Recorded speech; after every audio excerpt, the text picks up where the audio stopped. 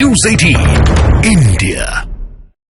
उधर बड़ी खबर आई झारखंड की राजधानी रांची से। वहां तेजी से बदले सियासी घटनाक्रम के बीच मुख्यमंत्री हेमंत सोरेन ने महागठबंधन के विधायकों के साथ बैठक की।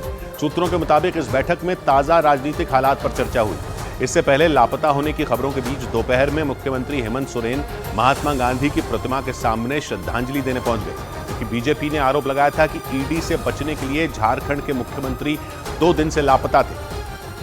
लेकिन लापता होने की खबरों को गलत करार देते हुए मुख्यमंत्री हेमंत सोरेन सामने आ गए। महात्मा गांधी की पुण्यतिथि के दिन उन्होंने रांची में बापू की प्रतिमा के सामने अपने समर्थकों के साथ श्रद्धांजलि दी और हाथ हिलाकर सभी का अभिवादन किया। जबकि उनके लापता होने की खबरों पर झारखंड से लेकर दिल्ली तक सियासी घमासान छिड़ा हुआ था। लेकिन दोपहर 2 बजे के करीब उनका काफिला रांची में मुख्यमंत्री आवास के पास नजर आया। काफिले में शामिल एक कार में मुख्यमंत्री हेमंत सोरेन बैठे हुए दिखे। मीडिया के कैमरों को देखते ही उन्होंने कार का शीशा नीचे करके हाथ हिलाकर उनका अभिवादन किया। इसके बाद वो अपने समर्थकों और कुछ विधायकों के साथ सीधे महात्मा गांधी की प्रतिमा के पास पहुंच गए। वहां श्रद्धांजलि देने के बाद उन्होंने मीडिया के कैमरों के सामने आकर इत्मीनान से फोटो खिंचवाई। ऐसा लगा जैसे वो अपने विरोधियों को जवाब दे रहे हों कि वो भागे नहीं बल्कि मजबूती से मैदान में डटे हुए हैं, क्योंकि बीते करीब 40 घंटों से मुख्यमंत्री के लापता होने की खबर पर बवाल मचा हुआ था। सोशल मीडिया पर बीजेपी के नेताओं ने मुख्यमंत्री हेमंत सोरेन के खिलाफ मोर्चा खोल दिया था। उन्हें लापता और भगोड़ा तक बताया जा रहा था। यहां तक कि उनके इस्तीफे और सरकार को बर्खास्त करने की मांग तक शुरू हो गई थी। इधर सूत्रों के मुताबिक हेमंत सोरेन की मुश्किलें कार से बरामद कैश की वजह से बढ़ सकती हैं। लेकिन ईडी की कार्रवाई और बीजेपी नेता बाबूलाल मरांडी के खिलाफ हेमंत सोरेन की पार्टी ने मोर्चा खोल दिया। झारखंड मुक्ति मोर्चा के सैकड़ों कार्यकर्ताओं और समर्थकों ने सड़क पर उतरकर प्रदर्शन किया और बाबूलाल मरांडी का पुतला फूंका। पुतला दहन के दौरान हेमंत सोरेन की पार्टी के कार्यकर्ता लगातार नारेबाजी करते दिखे। गिरिडीह में सड़क पर पुतला जलाने से पहले हेमंत सोरेन के समर्थकों ने पार्टी दफ्तर से टावर चौक तक मार्च निकाला। इस दौरान उन्होंने बीजेपी नेता और पूर्व मुख्यमंत्री बाबूलाल मरांडी का एक पोस्टर ले रखा था। झारखंड मुक्ति मोर्चा के कार्यकर्ता और समर्थकों ने आरोप लगाया कि बीजेपी के इशारे पर केंद्रीय जांच एजेंसियां जानबूझकर हेमंत सोरेन को परेशान कर रही हैं। केंद्रीय जांच एजेंसियों के द्वारा एक आदिवासी मुख्यमंत्री को अपमानित और प्रताड़ित करने की जो कार्रवाई है। बाबूलाल मरांडी ने सोशल मीडिया पर एक रोज पहले एक पोस्ट में मुख्यमंत्री हेमंत सोरेन को लापता बता दिया। इतना ही नहीं, उन्होंने मुख्यमंत्री का पता लगाने वालों को इनाम देने का भी ऐलान कर दिया।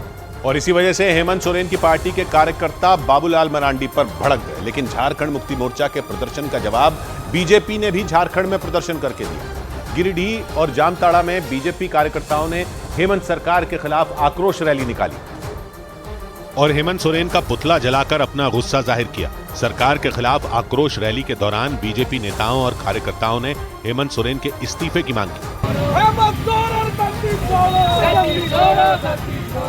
बीजेपी ने जामताड़ा के सुभाष चौक पर नेताजी सुभाष चंद्र बोस की प्रतिमा के सामने हेमंत सोरेन का पुतला जलाया।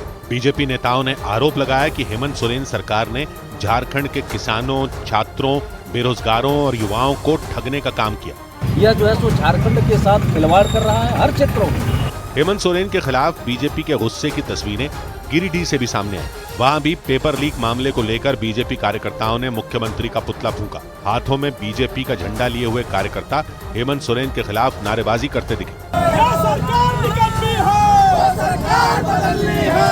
हेमंत सोरेन सरकार के खिलाफ झारखंड में बीजेपी ने हर जिले में ऐसे ही प्रदर्शन का प्लान बनाया है। हालांकि 2 दिन बाद अचानक सामने आए हेमंत सोरेन ने न सिर्फ अपने विरोधियों को जवाब दिया बल्कि शक्ति प्रदर्शन भी किया, क्योंकि महात्मा गांधी को श्रद्धांजलि देने के बाद उन्होंने अपने घर पर महागठबंधन के विधायकों के साथ बैठक भी की। यानी रांची में हेमंत सोरेन के दिखते ही सियासी बैठकों का दौर भी शुरू हो गया।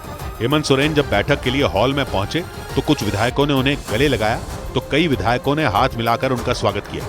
विधायकों के साथ बैठक के दौरान उनकी पत्नी कल्पना सोरेन भी उनके साथ नजर आईं, जिसके बाद अटकलें लगाई जाने लगी कि ईडी की जांच में घिरे हेमंत सोरेन अपनी पत्नी को मुख्यमंत्री बना सकते हैं। सूत्रों के मुताबिक ईडी के रुख को देखते हुए हेमंत सोरेन को इस बात की आशंका है कि पूछताछ के दौरान उनकी गिरफ्तारी हो सकती है।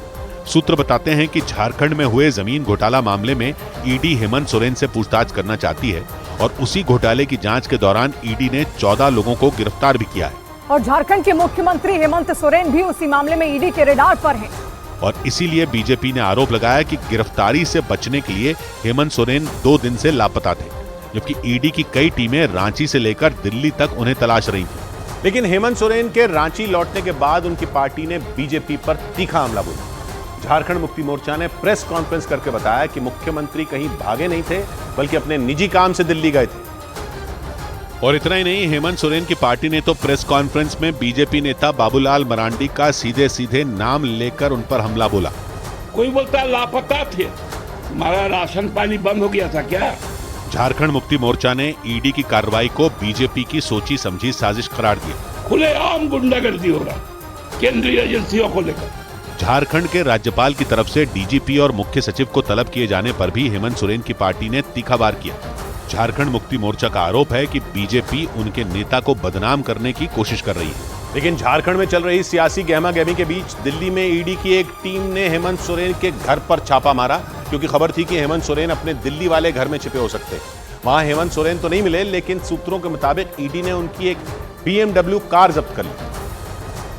यानी एक तरफ कई घंटों से हेमंत सोरेन की तलाश चल रही थी, तो उसी दौरान ईडी ने छापेमारी की कार्रवाई भी शुरू कर दी। ईडी के सूत्रों के मुताबिक दिल्ली में जब्त की गई हेमंत सोरेन की कार से 36 लाख रुपए कैश बरामद किए गए। इस कार को दिल्ली के वाले आवाज से बरामद किया गया और इसके साथ ही कुछ महत्वपूर्ण दस्तावेज भी जो है वो जांच एजेंसी के हाथ में लगे हैं। ईडी सूत्रों ने बताया कि कई घंटे की रेड के बाद ईडी के अफसर हेमंत सोरेन की BMW कार के साथ उनके ड्राइवर को भी अपने साथ ले गए।